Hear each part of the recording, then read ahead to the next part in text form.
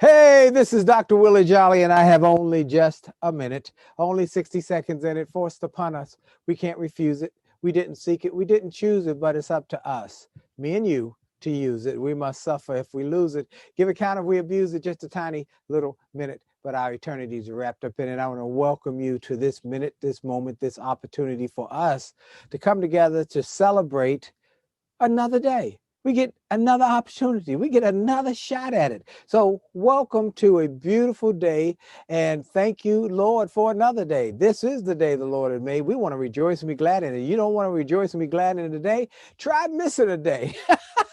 And then you will have a new perspective. I'm grateful. People say, are you happy? Are you grateful? Are you excited about every day? I say, every day when my eyes wake up, I know I got issues, I got situations, I got circumstances, I got things I got to deal with that might not be perfect, but I tell you, you are awake in the land of the living, you are blessed. So I'm grateful. Well, I want to welcome you to the Jolly Good News Report for this beautiful day in February 2021 and last weekend of the year. And we want to celebrate everybody who has made it today, made it to this time, made it to the fact that you have made this part of your weekly routine. I want to celebrate you, and I want to appreciate you. And now I want to give you some good news to keep you going, not just today and tomorrow, but through this week and through the upcoming month. So I'm very grateful for your taking time out to come and be with us. We talk about good news every week. So here's what I want you to do. Before we get started, I start talking about my message today and the lessons today. I want you to start a watch party. Start a watch party. Tell Lottie Dottie, everybody, that they should tune in right now. And then once you get it, I want you to share the link. And many of you might be watching it in a replay. You might be watching it on YouTube or Facebook. Wherever you're watching it, I want you to share it. Share it with at least 5 people. Share it with 5 people. What we're doing this for, why I'm doing this, why we started doing this in this time of this pandemic. I started it in March of 2020. Every weekend, we put a new message out because people need some good news. They do. We are beset with a pandemic, economic downturn, massive job loss, racial strife, social upheaval, political disruption, ecological disruption. We had hurricanes coming so fast and so quick and so rapidly and so many, they ran out of names on one coast. The other coast, there were fires that were burning down whole cities, whole communities. And then we recently saw in Texas that they had a cold snap like they never had in years, and it shut down the whole state, and many people died from hypothermia, and people couldn't get food. The water wasn't working. It was just unbelievable, setback after setback after setback. And so we need some good news. That's why I started this Jolly Good News Report, to give people some good news in the midst of all the bad news, because good news is good for you. It makes a difference. It helps you keep going. It gives you resiliency. Good news makes a difference. Let me read something to you from Proverbs. For Proverbs, I read a proverb a day. I recommend you do the same. Every day I read a proverb. I read it from the New King James Version, and then I also will read it from, or I'll read it, my main version of reading is from the Message version by Eugene Peterson. I highly recommend you get that version on iPad, iPhone, whatever, where you get your materials and learn from it. Here's what it says in Proverbs 15:30 about good news. A twinkle in the eye means joy in the heart. And good news makes you feel fit as a fiddle. I love that. I love that line. And then in Proverbs 13, a cheerful heart brings a smile to your face, and a sad heart makes it hard to get through the day. So what that is saying to everybody is this, that you need to have a cheerful heart. And if you got nothing but bad news coming your way all day long, it does not empower you to have that cheerful heart. And when you have good news, It'll make you feel fit as a fiddle. That's why I started this Jolly Good News Report, to give you some good news in the midst of all the bad news, so you would be able to be more productive. We have a better attitude and a better outlook and a better uplook. So I'm excited. Hope you're excited. Again, start a watch party, share it, like it, tell somebody, hey, you got to tune into this, because every week I'm trying to give you some good news and some resources and ideas and principles to help you. Now, we got a great response from last week's show about adversity and how to overcome adversity, and that you must not let adversity stop you. You must make adversity, let it be something that will grow you and help you go to the next level. That you've got to see adversity from another perspective, because you're going to have adversity. You're going to have adversity. Not if you have it, it's when you have it. It's like a setback. Setbacks happen to us all, to you, to me, to everybody. But a setback is not the end of the road. A setback's a bend in the road, and it can propel you to greater heights. I was a nightclub singer, singing in nightclubs, got fired, had a setback, didn't know what I was going to do. But I decided to not let that setback stop me, and I kept looking for the next better version of me, the greater, better Willie Jolley. And I worked on myself by reading books, going to seminars, developing myself. It was like getting in the gym and starting with 5-pound weights, then 10-pound weights, then 20-pound weights, then 30-pound weights, then 50-pound weights, then 70-pound weights, then 100-pound weights, because I started a process. And that's what I wanted you to do. Start the process by fulfilling yourself with the pure, the powerful, and the positive. Your attitude will make a difference. And so when you have a setback, you can see it as a growth opportunity, because they're going to happen. Setbacks are going to happen to you, to me, to everybody. Now, what do you do with those adverse situations, that adversity? Well, I say that you got to turn that adversity into a growth opportunity. So for the last few weeks, we've been doing something very unique. I thought it was different, that I wanted to do to help people through these times of setback, because there were so many coming and so many people were struggling with it. Many of you know I wrote the book, A Setback Set Up for a Comeback, that's gone on to be a global bestseller. And I'm very grateful now it's re-energized. It's reselling. It's got people are buying it. I'm doing radio interviews. People are calling, can you speak for our group? Can you do a radio? And radio stations are calling, and companies are calling, saying we need that. Setback is a set up for a comeback message. And so I've been busy, and I am grateful for it. I'm grateful that God allowed that book to come through me. Notice I didn't say I wrote the book. It was, yeah, I wrote the book, but it came through me. It didn't come from me. It came through me. And so that's why when people say, well, I heard Bishop Jakes say that, to quote, and people think it came from him. Well, or Joel Osteen talk about a setback set up for a comeback, that it must have come from him. I say, you know what? I gave them both the book. I gave Bishop Jakes a copy of the book. I gave Joel a copy of the book. And that's how they got the book in their hand. And they use it, they talk about it, but I just let it be used as God would have it, because I don't own that. God owns it. And he let it come through me. And I was just the one to put it on paper. But one thing I do say is that when you Google it, you don't see Joel or Jakes, you see my face.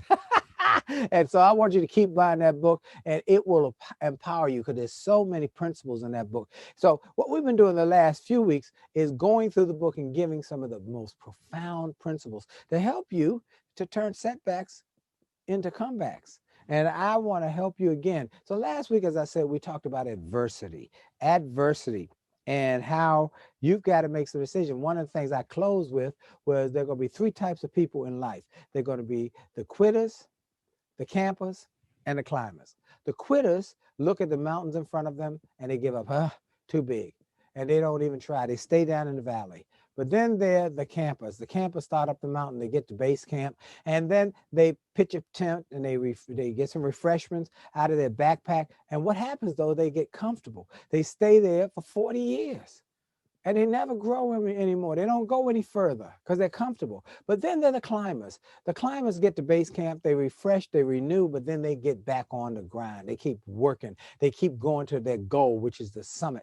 And they keep fighting. Now, there are all sorts of adversities that come from it. There are avalanches and cold and frostbite and just all sorts of things. Just all sorts of storms come up, but they keep going. and they don't let those things stop them, and they're not intimidated by them.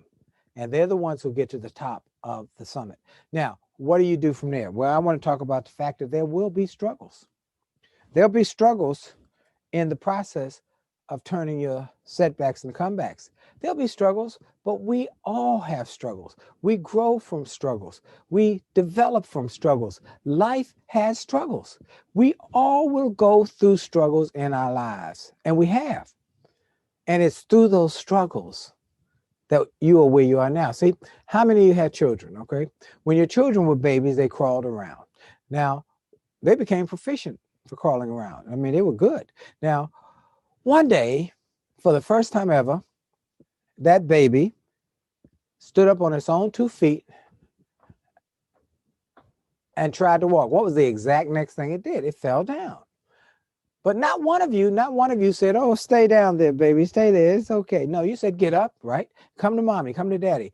Because you knew if that baby never got up, they would never learn to walk or run or whatever. So you said, get up. Now, when they got up the second time, they fell down again.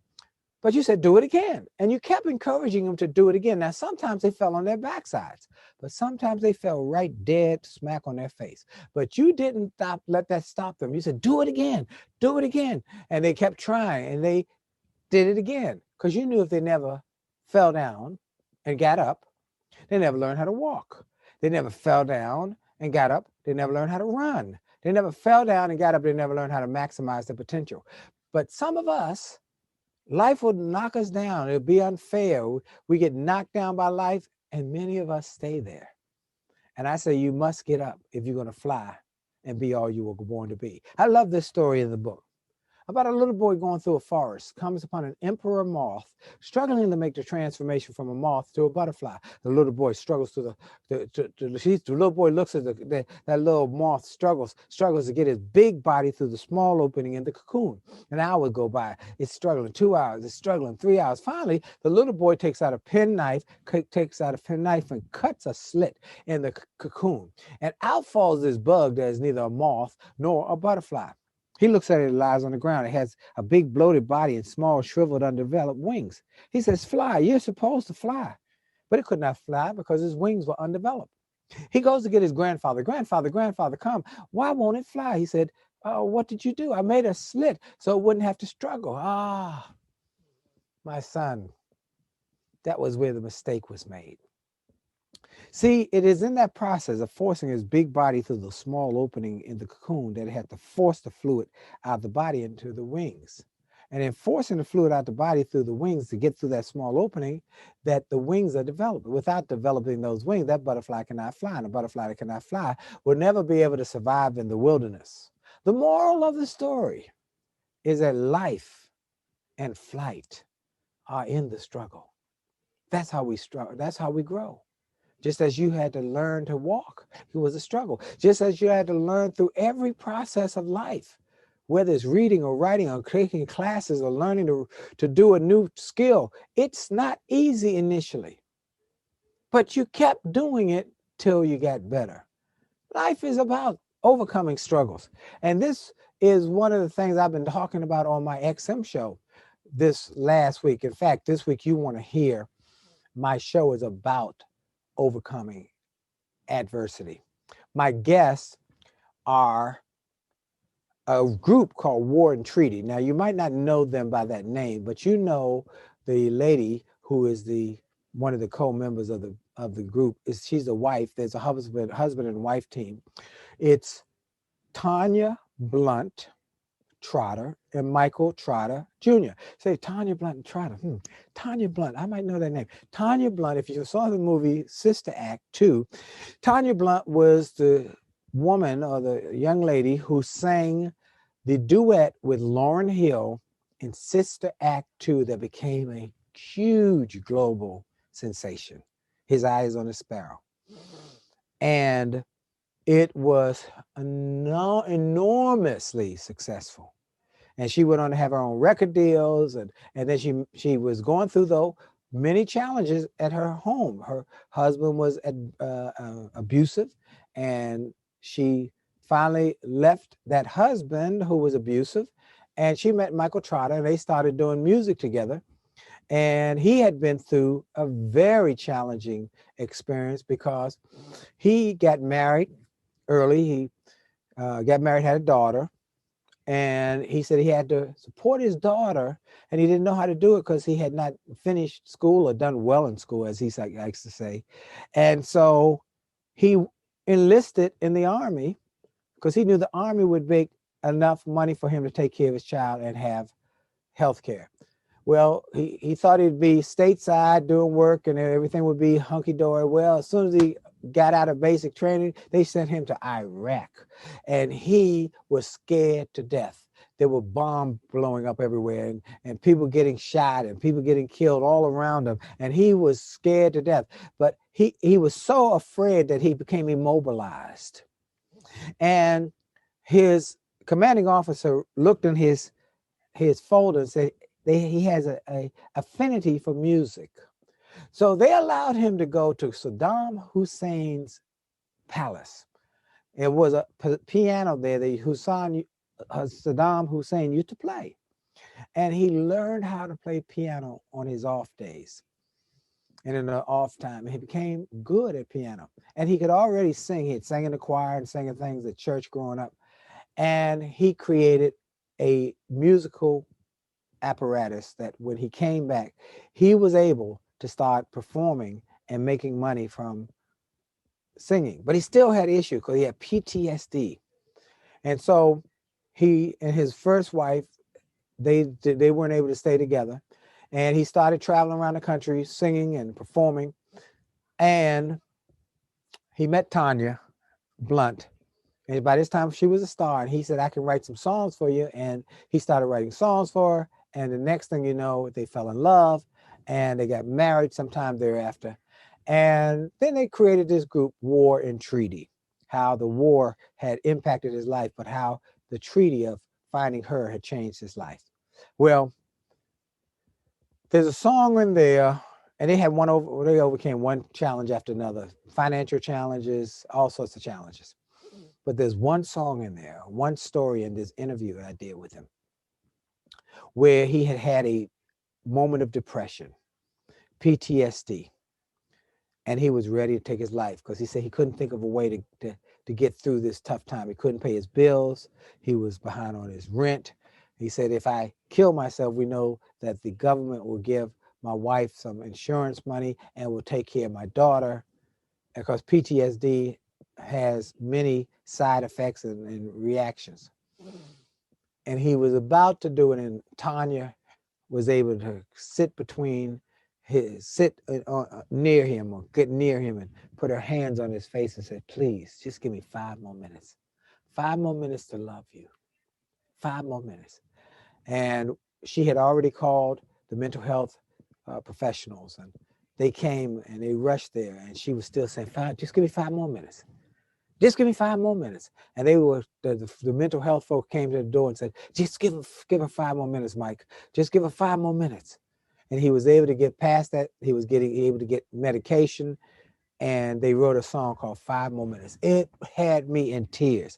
Overcoming. Well, they continued to overcome. They went on to create a very successful group, and they went on to be featured in Rolling Stone magazine, be performers at the Grammys last year, be on tour with Al Green and many other folks. They have become, they were on CBS TV Sunday morning. They did a whole feature, and they were on Stephen Colbert. I mean, they are blowing up. They were blowing up. They were in New York, March of 2020, performing. Things were great. They had a big show at one of the big theaters. People were there hollering and screaming, and COVID shut down America.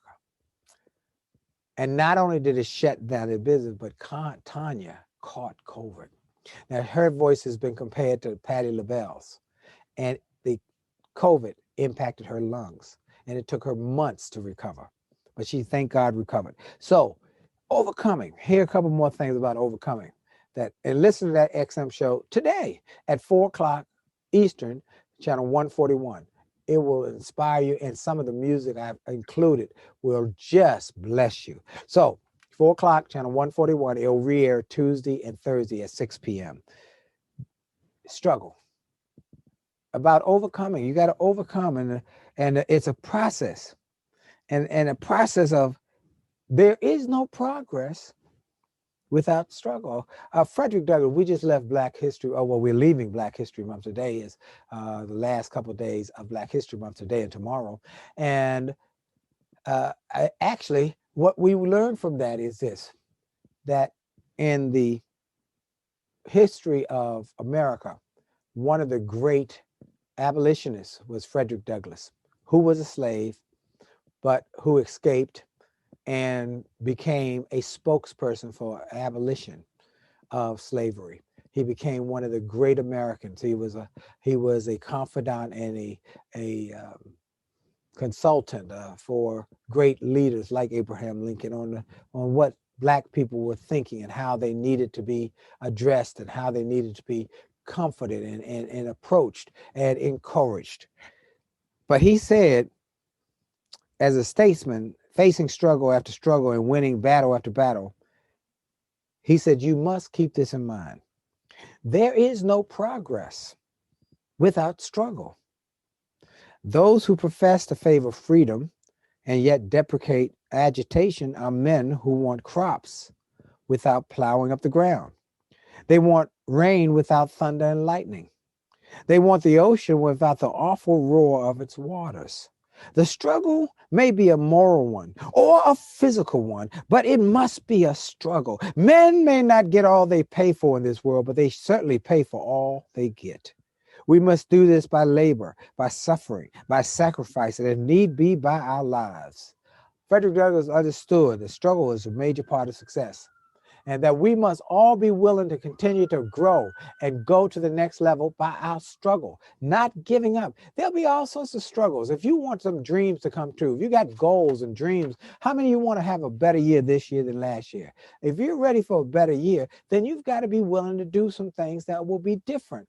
Because if you keep doing what you've been doing, you'll keep getting what you've been getting. So you got to do different. And that's where it's going to take some struggle, because we are creatures of habit. We tend to do what we've always done because that's the way we've always done it. So we're going to have to struggle to get past some of our own inabilities, our own limitations, our own set-in limitations, things that we created, not because God gave you limitations, things we created in our own limiting thinking. So I want you to think bigger, expand your thinking, and think about the possibilities, and then go about them. Have you set your goals? Are you setting high marks? What are you doing? If you haven't set your goals, it's critically important that you set your goals for a bigger, bolder, greater, grander year this year. Now, you know, I have a goal-setting class. I hope you know about it, that we offer on our website. If you go to williejolly.com/goals, it's a 4-hour class that you can actually download it and view it and go through the exercises with your family and your friends. You've got to think bigger. One of the exercises I often tell people to do, and I'm gonna give it to you right now, that will help you think bigger. Imagine I have you stand up right now. Stand up wherever you are, right? If you can. If you can't, stand up if you're in a car or somewhere. But go to your left as far, without moving your feet. Just turn your body to your left as far as you can go, and then get to a point where you get to as far as you can go. Look for a object so you know this is how far I went. Okay, here you go. Okay, good. Now come back. Good. Now that was good. That was good. Now how many? You went as far as you could go? Good, good, good, good. Now here's what I want you to do. I want you to do it again and go further. Ready? Go further than whatever the last object you put your eye on. Go further than that. Do it again. Here you go. Now, did you go further? Yeah, you went further. Wow. But didn't I say the first time, go as far as you can go? See, sometimes you need somebody to push you, to challenge you, to help you grow and go further than you think you can go. And that's why this goal setting class has had so much impact on people, because I am coaching you, even though it's on computer screen, which we're doing most of my speeches now. All my programs are on computer. Even though it's on computer, I'm coaching you with exercises to help you go further,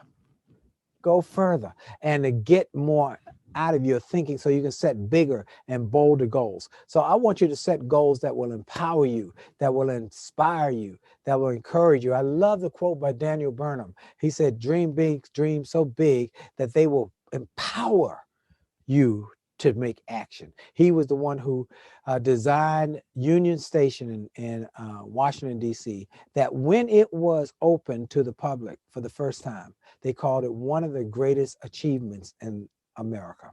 So I'm asking you to set big goals. And if you need help, go to williejolly.com/goals. Well, we want you to see that adversity will not just something that stop you, but something that will grow you. So I want you to grow beyond what you're presently doing. Here's a little piece.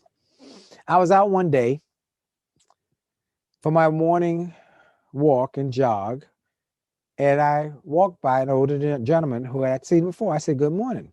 And he said, good morning. He asked how I was doing. I said, great. I said, this early morning exercise, though, is a struggle. He said, yes, it is. He said, but everything good comes from struggle. As I continued to jog on by him, I said to myself, that is very true. That gentleman was very true. Everything good that I've ever had to come from came with some degree of struggle.